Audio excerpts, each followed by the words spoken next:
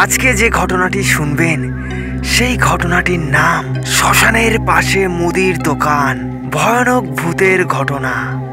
এই ঘটনা শোনার আগে যারা এই চ্যানেলের ভয়ানক গল্প প্রথমবার শুনছো তাদের কাছে অনুরোধ, চ্যানেলটি অবশ্যই সাবস্ক্রাইব করে পাশের ঘন্টাটা বাজিয়ে রাখো, যাতে এমন ভয়ানক ঘটনা তোমরা সবার আগে শুনতে পারো। তো বেশি কথা বাড়াবো না, সরাসরি ঘটনায় ঢোকা যাক। গ্রামের শেষ প্রান্তে, যেখানে শহরের কোলাহল শেষ হয়ে গেছে, সেখানে এক পুরনো শ্মশান ছিল, আর এক পাশে একটা ছোট্ট মুদির দোকান। দোকানটা চালাতো বৃদ্ধ রামলাল। আশেপাশের মানুষ বলতো রাতের বেলা ওখানে গেলে নাকি আজব আওয়াজ শোনা যায়।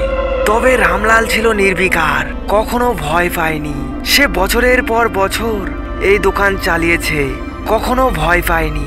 একদিন গ্রামের যুবকরা বাজি ধরে ঠিক করলো মাঝরাতে সেই দোকানে গিয়ে দেখে আসবে আসলেই কিছু ঘটে কিনা। রাত প্রায় 12টা। তারা দোকানের সামনে এসে ডাক দিল, বাবা রামলাল, একটু তামাক দেবে? ভেতর থেকে রামলালের গলা শোনা গেল, এই সময় এখানে আসো কেন? একজন হাসতে হাসতে বলল, শুনেছি এখানে ভূত আছে, তাই দেখতে এসেছি। রামলাল কিছু না বলে তাদের মালপত্র দিল, কিন্তু হঠাৎ বাতাস যেন থমকে গেল, আশপাশ নিস্তব্ধ হয়ে গেল। দূর থেকে একটা কর্কশ হাসির আওয়াজ এলো, যেন শ্মশান থেকে কেউ হাসছে। তরুণরা ভয় পেয়ে পিছিয়ে গেল, একজন তো দৌড়ে পালালো।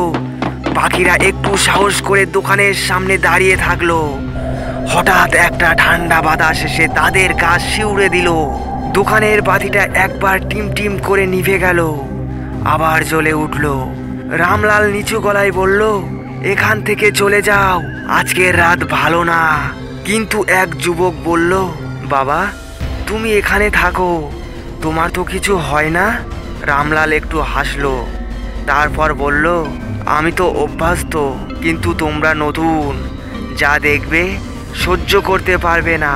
যুবকেরা কিছু না বলে দাঁড়িয়ে থাকলো। ঠিক তখনই দোকানের পেছনের বটগাছ থেকে একটা সাদা ছায়ামূর্তি নেমে আসতে দেখা গেল। লম্বা, কঙ্কালসার শরীর, লাল চোখ। সে ধীরে ধীরে এগিয়ে আসছে। এক যুবক চিৎকার করে বলল, ভূত ভূত! সবাই দৌড়ে পালাতে শুরু করলো, কিন্তু একজনের পা হঠাৎ থমকে গেল। সে অনুভব করলো যেন কেউ তার কাঁধে হাত রেখেছে, ঠান্ডা বরফের মতো একটা হাত। সে চিৎকার করার আগেই হঠাৎ তার শরীর অবশ হয়ে গেল। পরদিন সকালে লোকজন এসে দেখলো যে যুবক দোকানের সামনেই অজ্ঞান হয়ে পড়ে আছে।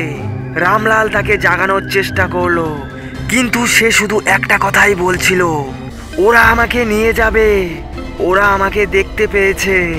কিন্তু কাদের কথা বলছিল সে? সেই রাতের পর থেকে কেউ আর সেই দোকানের কাছাকাছি যায় না। কয়েক মাস পর একদিন রামলালও দোকান বন্ধ করে চলে গেল, আর সেই মুদির দোকান শ্মশানের পাশে পড়ে থাকলো ভৌতিক এক রহস্য হয়ে।